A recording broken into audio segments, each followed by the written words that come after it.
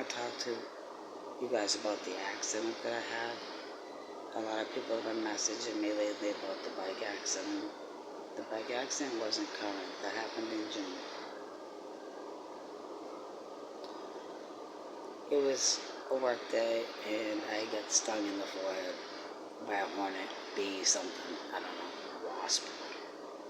And it kind of made me unwell. I was swelling up, I was disoriented. So my boss gives me Benadryl, which that's what he told me he gave me. Took the Benadryl, went home, took a nap for a couple hours, got up, and I was going to drive to Cidra to a business. And I crashed. I fucking rear-ended a lady. The lady was riding ahead of me, and I wasn't a great distance behind her. I was traveling too closely. She was making a left-hand turn, but she had missed it. And when she realized she missed it, she slammed her brakes and tried to correct the turn, and I nailed her. And they towed the bike. And I went to the hospital, and I couldn't find anyone to speak English, and I was trying to communicate in my best Spanish, which was to no avail. So I left the hospital. And I'm not even sure how I got home, because I don't remember getting home or walking home, but I had to have walked home, because I didn't have a car with me, and I made it home. So I'm not that fucked up. But when I did get home, my kids found me blacked out on the floor. So that was concerning. A short time later, I went down to the police station in Cidra to pick up the bike, because I communicated on the phone with this Officer Santos that I could come pick the bike up. So I told him the day and time I'd come down, and he told me that when I got there, I needed to give him a copy of my license and take the plates off the bike and leave them there with the police department. So I agreed, no problem. I went down to the police station and tried to retrieve the bike.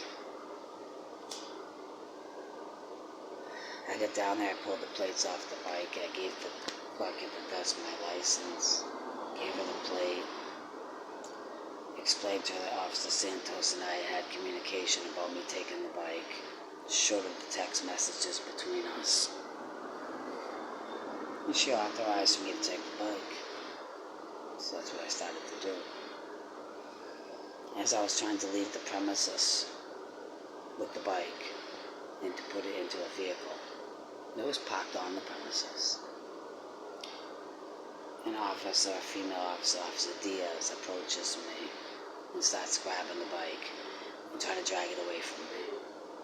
So I'm like, what the fuck you doing? She starts screaming at me in Spanish, and she's talking so fast and so loud, I have no idea what the fuck she's saying. I'm like, whoa, I don't know what the fuck you're saying. No hablo español. Suave. So she says in her broken English to me, you know, take this bike. I said, yeah, no, I'm taking the fucking bike. She says, no, you're not take bike. I said, listen here, bitch. I'm taking this fucking bike because it's mine and I have authority. The fucking guy, Officer Santos, and the woman at the desk already approved me taking this fucking bike off this property. I'm taking this fucking bike. Oh, no, you ain't. The bike's stay here. No, the bike's not staying here. I don't know who the fuck you are. But you're fucking out of your lane. You get back in your fucking lane and drag your ass. So I start walking the bike back down the sidewalk toward my car.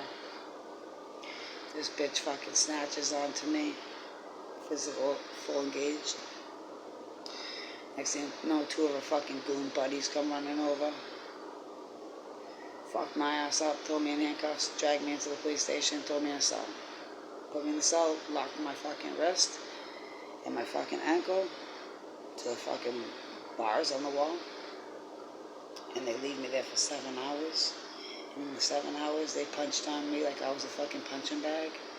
Like nobody's fucking business. They punched all the fuck over me. at some point they took a break and went to eat their cheeseburgers that had arrived. So while they were fucking not punching on me, I noticed that my envelope, my evidence envelope, was propped up in this little inlet on the door, and my phone was in it, and I knew that. So I took my socks off and I tied them together, and I threw the fucking things out, and I caught the fucking envelope, and I fished it back over toward the cell, and I opened it, and I called my daughter,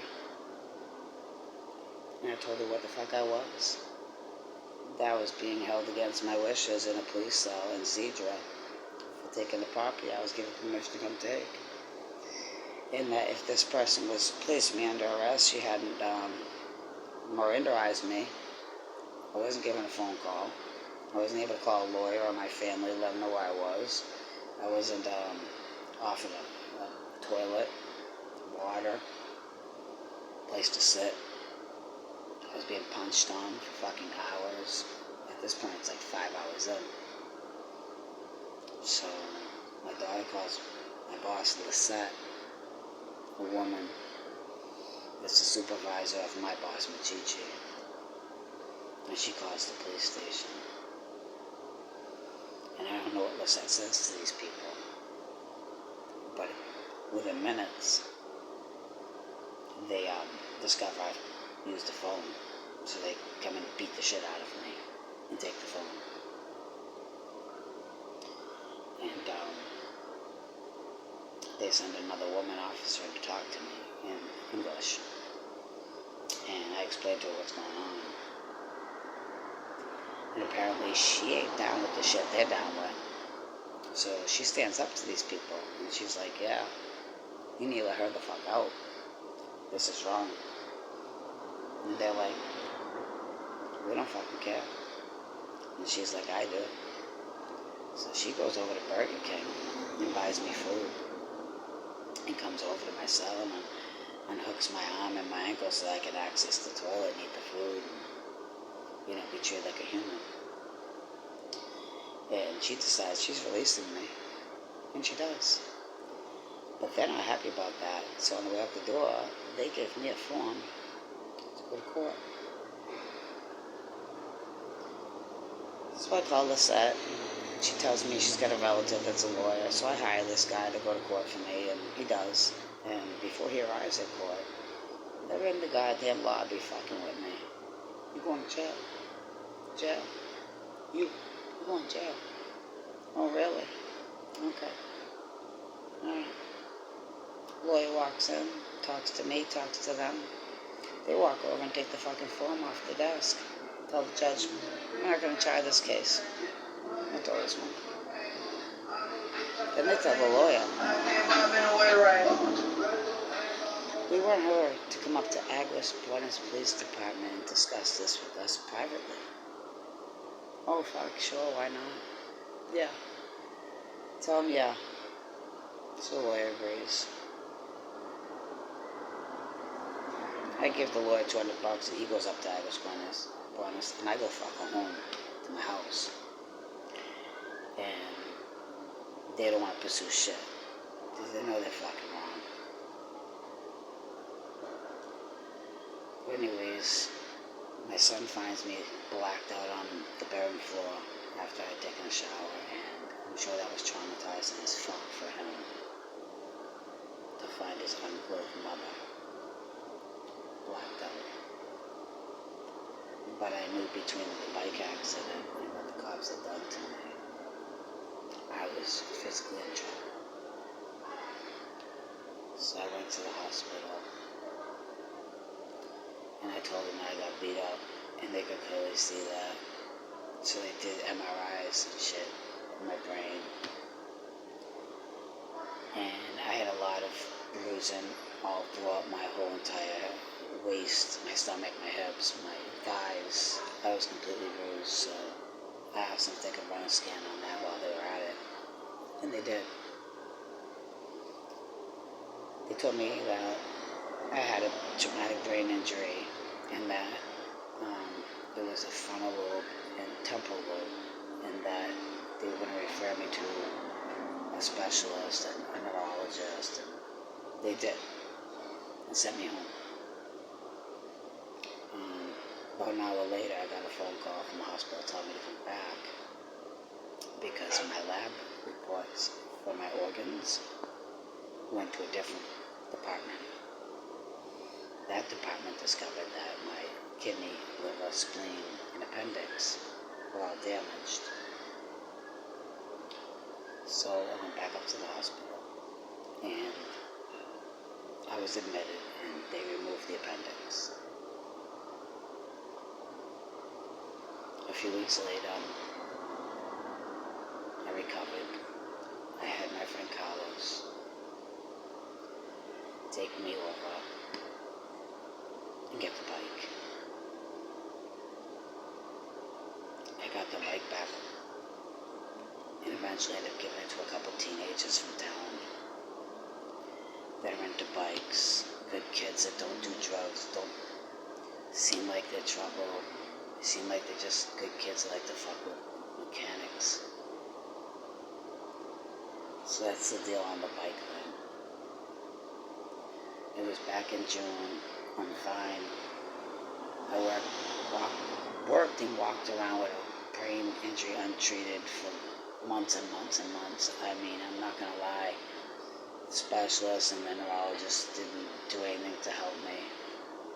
They didn't communicate well with me because of the language barrier, so we weren't able to really resolve a treatment plan. And in their behalf, I'll say I fell out. I just didn't give a fuck. Some crazy bitch ran me over back in April, crushed my fucking foot. My heel was all jacked up. It's still problematic. I can't walk distance without it being a problem. And I was still going to appointments for that were like mandated for work. So I was just doctored out, if that means anything.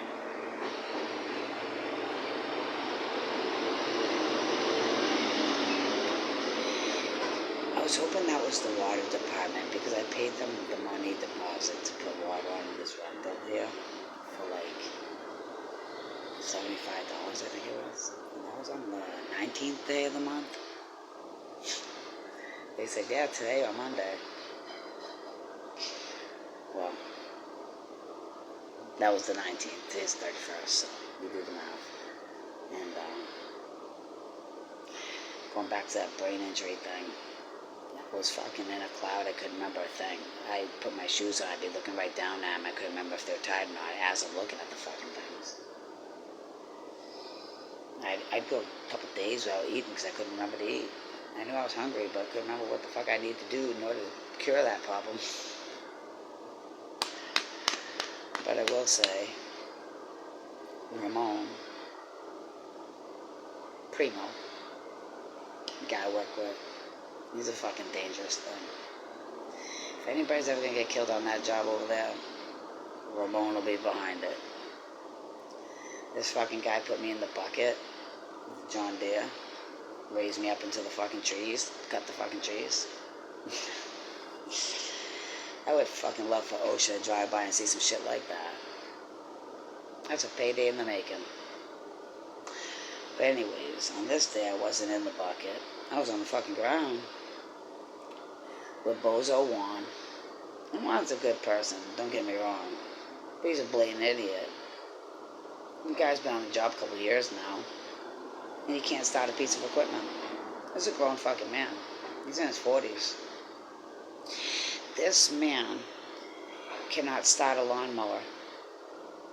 He can't start a trimmer. He can't start a blower. He doesn't know how to put the line in a fucking trimmer. And there's a couple of different designs with these trimmer heads. So to give him the benefit of the doubt, I've shown this guy a multitude of times, not one or two times. I'm talking like 15, 20 different fucking times in the last couple of years. How to put the fucking line in the trimmer heads, you know? How to start it, how to fucking prime it. And you just fucking push the button. You push the fucking button a few fucking times to prime the gas to the motor. And you just pull the fucking string, you know? It's real fucking easy. This is a grown-ass man who can stuff his dink into his wife. You can find that fucking hole. No problem. But he can't push a fucking button 4 or 5 times and pull a fucking string. You don't know how to. Not to embarrass this fucking guy, but let me tell you, this meathead. I had a fucking backpack blower on. It's running. I'm at the cemetery working. All of a sudden, some fucking thing they have collapses, and all these women start yelling and running. So oh shit, I better go help, you know. The women in distress. So I fucking drop the backpack off my back to the floor, and I say, hey, Juan, shut that thing the fuck off, you know. And I run over it, and I'm like helping these women pick up this display that's blown over, and picking up all the pieces to it, you know, and trying to put it back up for them. And this goes on for like 10 minutes, you know. And I get finished because I see the truck pulling in. It's going to come pick us up from this job. So I get finished with these ladies. It's to the best of my abilities, just helping them fix this fucking thing that just collapsed. And I walk back over, and there's one. He's fucking standing in the parking lot, just staring down at the fucking blower. As this blower's on the ground, just fucking spinning in circles. And I'm like, dude, what the fuck you doing? Shut that thing the fuck off. He says, I don't know how. You don't know how? You don't fucking know how. You don't see that big orange fucking button right there? No? I can't. And he landed a wife. Someone fucks this guy. Some lady lays in bed at night and fucks this thing. He says to me, I don't know how to operate equipment. I got cancer. Oh, well, excuse my ignorant ass. I didn't fucking know you were sick. Why the fuck you working in Ornato doing landscaping when you're fucking sick? Why are you in an office job? Well, I was in an office job. They pushed me here. Oh, did you tell them you don't know how to operate equipment? No. Do you want me to show you? Do you want me to teach you? No, I cancer. How long have you been sick with cancer? Oh, no cancer. Oh, so they removed the cancer. Well, that's good. Happy to see you beat cancer. No, no cancer. You see, they take, what did they take, the cancer? No, lump. Oh, they took a lump. And what was that lump? No cancer. So you never had fucking cancer. Correct. So you got checked for fucking cancer. You had a lump removed. They tested for fucking cancer. They biopsied it. And it come back. No, not fucking cancer. Benign. Yeah. Okay, so you're a grown fucking man that's cancer-free, never had cancer, and you're not fucking, turn a fucking blower off? You put a line in the trimmer, start a mower? Okay. This is the shit I deal with.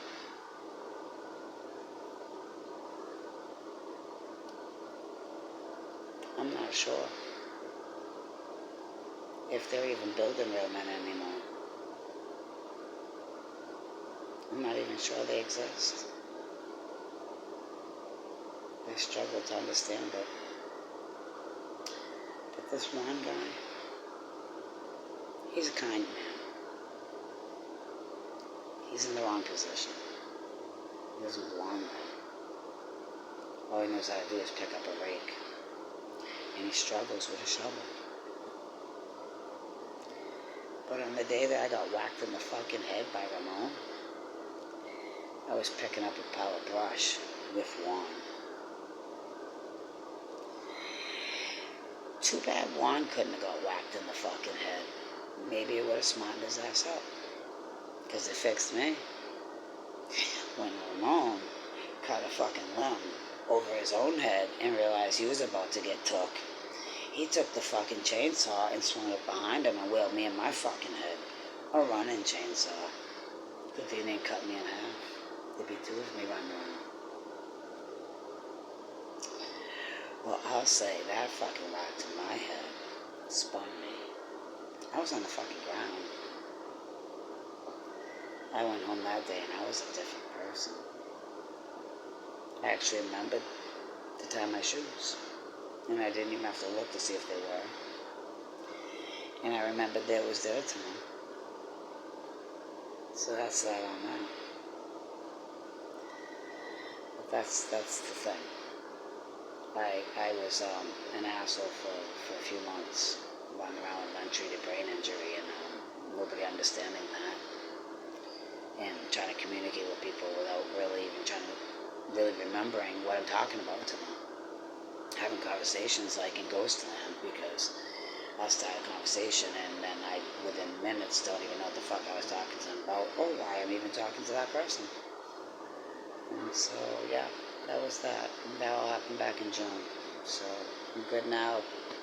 Everything's great. Life is good. I'm happy and healthy. And I should probably not put like 5 packs of sugar on my fucking dinner every time I eat. But, because like I know my cholesterol is ridiculous. But I don't eat a pack of bacon anymore like I used to. And I will say I eat more fruit here in Puerto Rico than I did in the States.